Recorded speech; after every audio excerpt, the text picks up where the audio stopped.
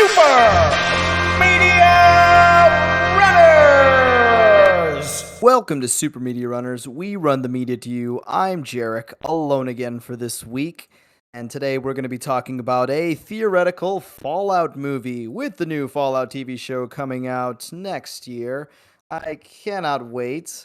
We decided let's make a movie about it and what exactly that would kind of look like. More likely or not, with so many different stories of the Fallout universe being told through video game format, it would make sense that a movie of our choosing would be utilizing the adaptation of Fallout 3. In Pitch Runners, we will go over cast, plot summary, and our whole movie pitch using Dan Harmon's story circle through the main character's journey. But before we take that journey, we must consult the studio deck. We pick one card and must do what the card says during the presentation of our idea. So we're going to start with our Fallout 3 adaptation movie with our cast and plot summary. So playing the part of the Lone Wanderer, we have Dylan Minnette, or Minet. Might want to be those names where, the two T's are silent for some reason. I don't know, the English language surprises me. But yeah, we'd have Dylan Minnette, who is best known for his role as Clay Jensen in 13 Reasons Why. I mean, if you look at this guy's face, he kind of already looks like the default male in a create your own character screen. So I think he probably fits the bill pretty well. And then we have Sarah Lyons from Fallout 3, who will be played by Michelle Randolph. Figured up-and-coming actress. Definitely known for her role in 1923, with Harrison Ford. It's just, I just see her kind of fitting in that role. Put her in a, power armor. I'm sure she'll look that role pretty well. John Henry Eden, who is the main president of Enclave, is spoilers if you haven't played a 15-year-old game, is actually a giant computer that uses different voice, like kind of mix of the voices of Richard Nixon and Bill Clinton. So I figured Billy West would probably be a good voice actor for him. So unless we get the original voice actor, I think Billy West would do well for the John Henry Eden villain, the head of the quote unquote president of Enclave. And then we got Colonel Autumn, Augustus Autumn, who is, technically running the military, even though he kind of already knows that, their president is a giant computer. I have him being played by Dennis Quaid. I like Dennis Quaid, so seeing him in a kind of role like that, especially as a Texan-born actor, I think that would be pretty good part on his resume, playing a bad guy like Autumn. I did want to bring Fox, the super mutant, just because it would be good to have like a ragtag team of Lone Wanderer, lady in a power armor suit, part of the Brotherhood of Steel faction, and then we have maybe we'll have dog meat. Throw a dog in there. Throw a German Shepherd out there, and then we have the super mutant Fox. Played. I think we should just keep the voice actor as Wes Johnson. He does really, that gravelly voice. I just can't. I couldn't picture anybody else doing it.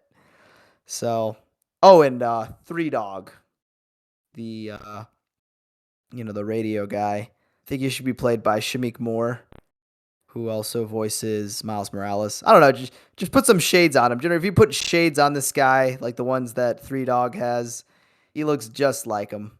I think he could pull it off pretty well. He's got the voice. He's certainly got a good voice for it. So that would be my cast for this Fallout 3 adaptation. So let's talk about the plot summary here. So it's a condensed version. I mean, there's so much like lore in Fallout 3. There are 3 to 4 hour videos dedicated to the lore of Fallout 3, its side quests, its main quest.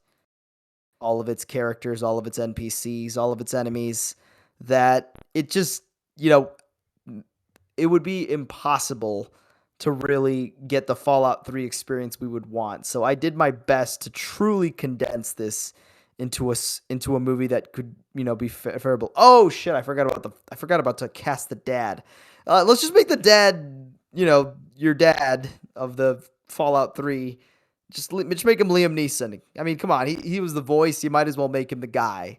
I mean, use that age technology, on a person that could work with. So, yeah, let's have Liam Neeson as your father.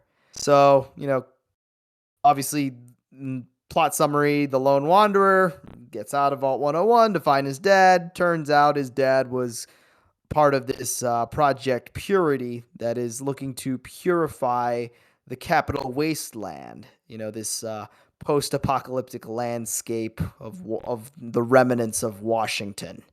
And, with dealing with factions like the Enclave, the Brotherhood of Steel, a couple of other factions, cults, thieves, mutants, everybody that's just trying to get a piece of the Lone Wanderer. But, after he finds his father, his father sacrifices himself for Project Purity in order to destroy the Enclave leaders from, taking the water purification for themselves. And of course, eventually it leads to, the Lone Wanderer saving the day and making the choice of purifying the water supply.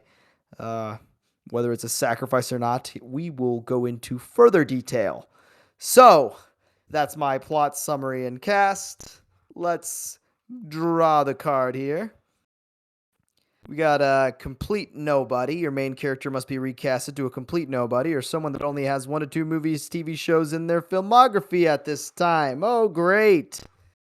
Can't use the great Dylan Minette or Minet, whatever your name is. And we got, you know what? Let's just make them Corey Milcreast, a.k.a. Big Bushy Brow Guy who is only in The Sandman for 1 episode, and Queen Charlotte, a Bridgerton story. I don't count his shorts. If you go to his IMDb page and tell me I didn't follow the rules, I don't count shorts as part of someone's IMDb. I mean, it's either a movie or a TV show. So he's only been in 2 TV shows. So it still works out. I followed the studio deck card for this one. So let's just go over Dan Harmon's story circle of what a movie like this would look like. So, character in their zone of comfort, in this case, the Lone Wanderer. He is in Vault 101, raised by scientists. His mother passes away during his birth, and he's raised by his father in Vault 101, who secretly wasn't actually born in the vault. He was actually born outside of the vault through the wasteland, which he will later to be find out. So, the character wants to find their father after leaving the vault.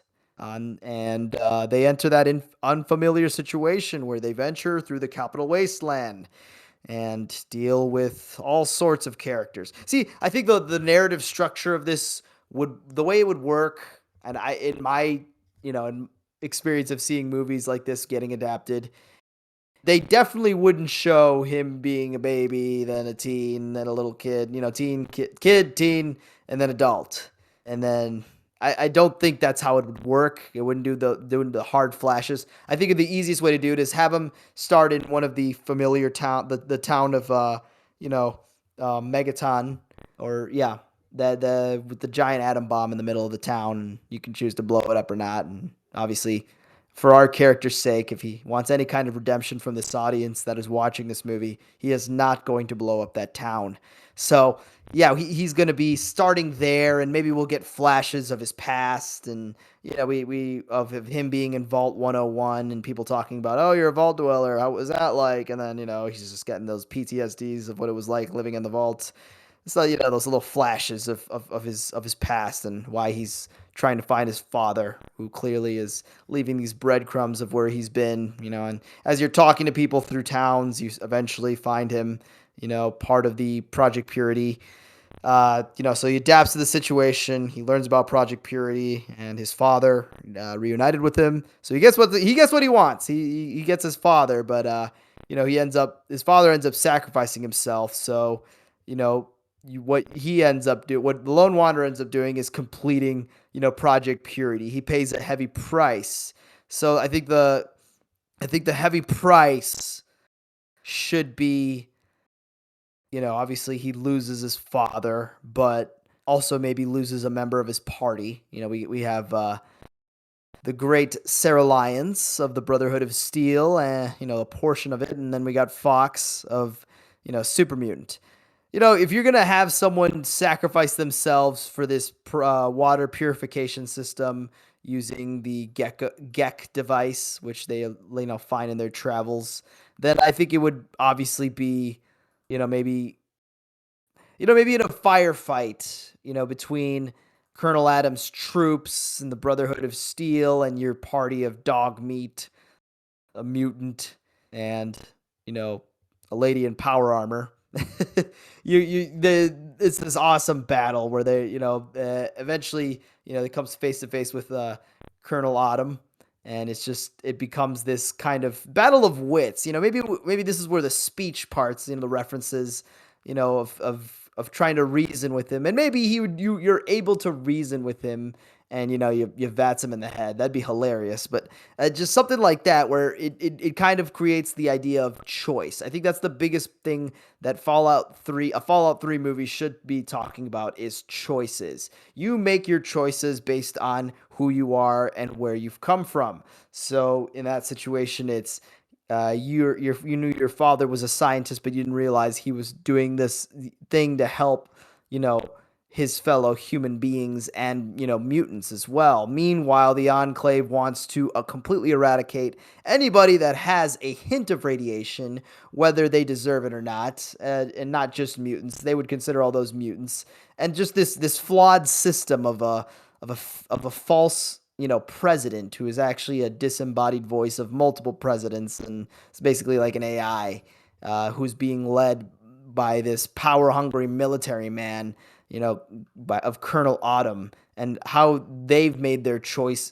They've made their choices to ignore the situations and downfall of the current humanity after the big war that destroyed them into this nuclear chaos.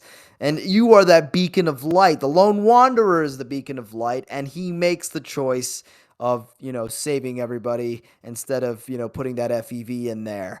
And so that leads to the last two parts where you do get they return to their familiar situation where the lone wanderer, having made the decision after that sacrifice, let's just have Sarah Lyons sacrifice herself. Maybe the Fox the super mutant, just he gets in the middle of the firefight. He's like very badly damaged, like bloodied, and you're trying to make the choice of sacrificing yourself to get that Project Purity up and running. But Sarah Lyons is like, hey, this super mutant's gonna die, so he's not gonna be able to do the code and the switch. So I'll get in there and Gek and create this Project Purity for you. Now that my father has passed away, I want to create that arc for her. And then of course that's the heavy price is she sacrifices herself for the betterment of humankind. And we return to the familiar situation where you are the lone wanderer is now living in the wasteland, a free man, maybe goes back to the Vault 101 to assist anyone else that's there.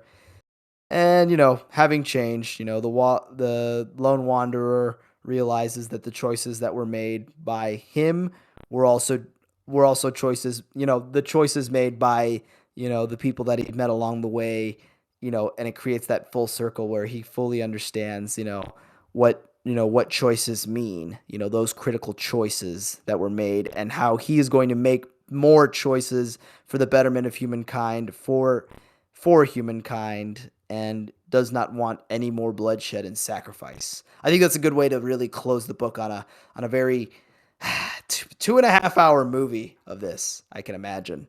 Sure, it would be any less, especially if you want to get appearances from rad roaches, from super mutants, the bandits. Just getting a real scope of what this wasteland is, the capital wasteland, is going to look like. And I think people would really like something like that. But hey, we'll see how that TV show does, huh? So Let me know what you guys think in the comments. What would you want to see in a Fallout movie, or what kind of storyline you'd want to go? And who knows, maybe you guys think that new Fallout New Vegas would be a better premise for a movie. Maybe have like a Western tinge to it. So yeah, have a great one.